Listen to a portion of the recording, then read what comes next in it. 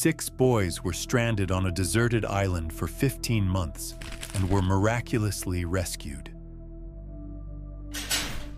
So why were they arrested after being rescued? But there's more. The dark secret of the island from 100 years ago and what these boys accomplished. When you hear it, you won't believe it.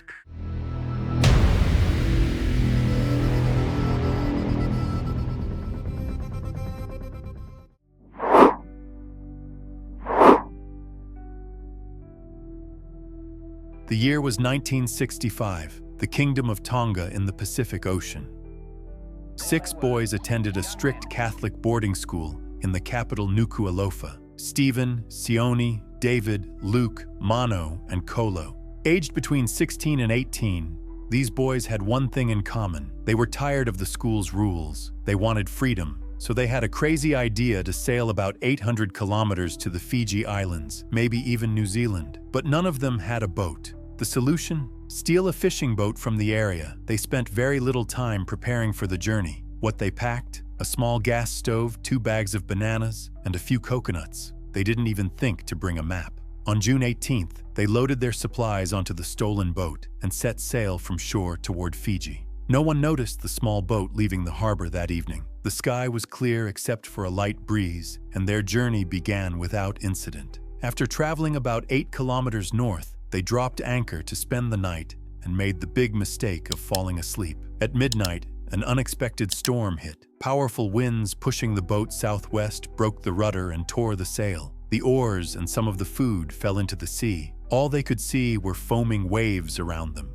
They were helpless in the middle of the vast ocean. Families began searching for them. When they learned the fishing boat was missing, they understood they had run away. However, the storm delayed search efforts for 2 days. Since no one knew their plans, they didn't know where to search. After a week of searching, the boys weren't found anywhere. Everyone believed they had drowned, but the boys were alive. As they drifted in the ocean, they looked at the horizon hoping to see land. On the 4th day, their last food ran out. Hungry and thirsty, they continued forward without knowing where they were. On the 8th day, they saw a small island on the horizon. To not miss this island, they tore apart everything in the boat that could be used as paddles and began rowing toward the island with all their strength. Unfortunately, as they tried to land, the boat crashed into rocks on the shore and was damaged beyond repair. They climbed the rocks and finally set foot on land. This was Ata Island, only 1.5 square kilometers in size, surrounded by high cliffs. There was no one to help them. The last natives had left the island about a century ago.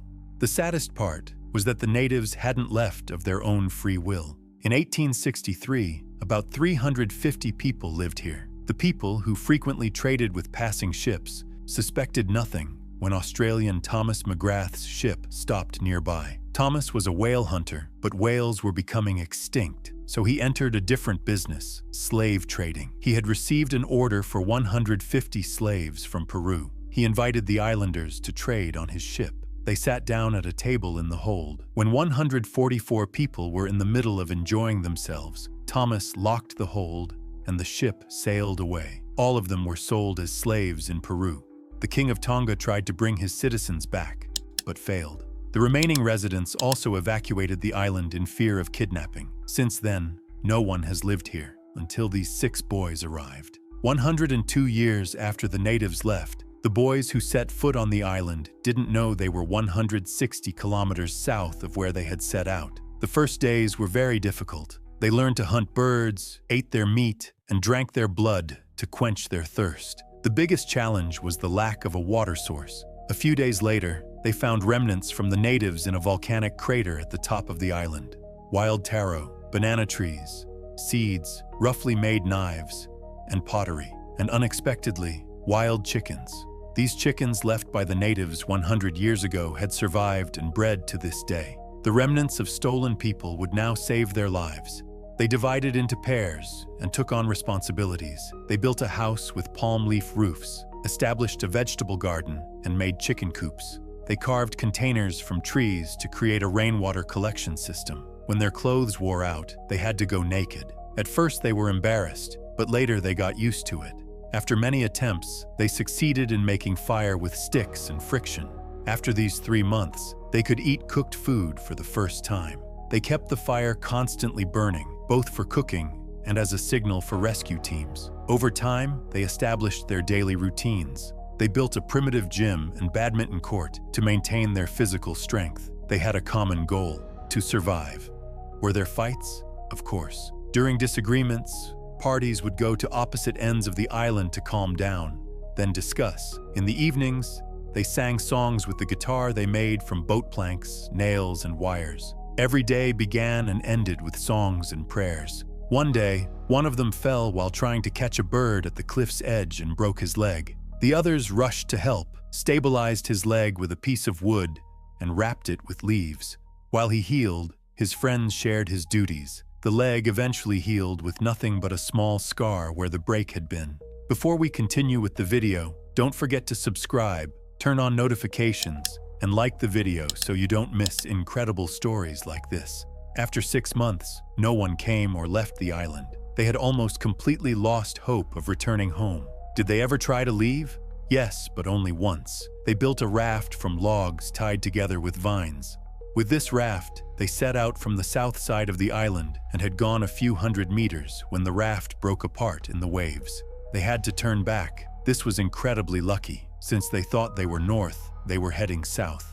If they had succeeded, they would have found themselves in the open ocean with nothing but Antarctica at the end. 15 months later, on September 11th, 1966, something incredible happened. Australian fishing boat captain Peter Warner, while searching for fishing spots near an island he knew had been abandoned a century ago, noticed burnt grass on the rocks. Then he suddenly heard a screaming sound. At first he thought it was seabirds, but as he got closer and looked at the island with binoculars, he saw a group of naked people. As he approached carefully, he noticed one of them swimming toward the boat. Then 5 more jumped off the cliff into the water and began swimming toward the boat. In those days, there were punishments like abandoning dangerous criminals on deserted islands. Peter wasn't enthusiastic about taking them on board, but compassion and curiosity won out, and he eventually helped them aboard. One of the boys spoke English, explaining they had run away from school, had a boat accident, and had been stranded here for over a year. Peter was initially skeptical. He contacted the Coast Guard in the capital Nuku'alofa by radio and gave them the boys' names. After a 20-minute wait, a tearful voice came on. These boys were assumed to have been dead for a long time. Peter took them all home. Their families greeted them with great joy on the shore. Their survival and return was a true miracle, but shortly after, they were arrested for stealing the boat. The man whose boat the boys had stolen 15 months earlier had filed charges, so they were all thrown in jail. Thinking the boat accident story would make perfect Hollywood material, Peter went to see the boat owner and paid him £150 to release the boys on the condition they would cooperate in a film. When examined, the doctor marveled at their excellent health and especially at the perfectly healed bone of the boy who had broken his leg. Peter was declared a national hero and soon had a new ship built, naming it Atta. The boys returned to the island to play roles in a documentary with this ship, and later Peter gave them all the opportunity to see the world beyond Tonga by hiring them all as crew members. This story shows we can lean on each other. Despite some small disagreements, they managed to live together harmoniously. They found water, built shelter, and divided work fairly. In a situation that could bring out the worst in human nature, these boys' story is an extraordinary tale of resilience, empathy, and human decency. Beyond just surviving, they grew and developed while maintaining their humanity. Unlike the violence and depravity in many survival stories we hear, events don't always end in murder and chaos. The Atta Island incident went down in history as a true survival story showing humanity's best face. So if you were stranded on an island, what 3 things would you want with you? Let's meet in the comments. Don't forget to subscribe, turn on notifications, and share with your loved ones.